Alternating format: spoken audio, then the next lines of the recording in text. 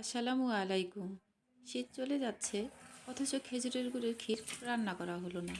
এটা মনে হতেই ভাবলাম এখনই রান্না করে ফেলি খেজুরের গুড়ের ক্ষীর, আর শেয়ার করি তোমাদের মাঝে। তাই তো চলে এলাম অল্প সময়ে তাড়াতাড়ি প্রেসার কুকারে খেজুরের গুড়ের ক্ষীর রান্না করতে। তো চলো দেখি খেজুরের গুড়ের ক্ষীর।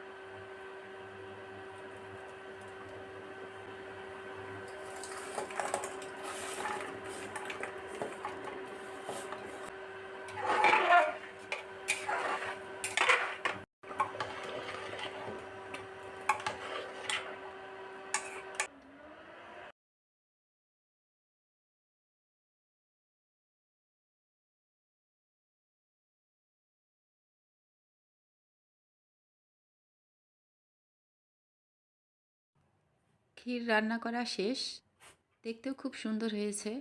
আলহামদুলিল্লাহ, আমি অফলাইনে খেয়ে দেখেছি, খুব টেস্টি হয়েছে। তো আজকের মতো এখানেই শেষ। তোমরা সবাই ভালো থেকো। আল্লাহ হাফেজ।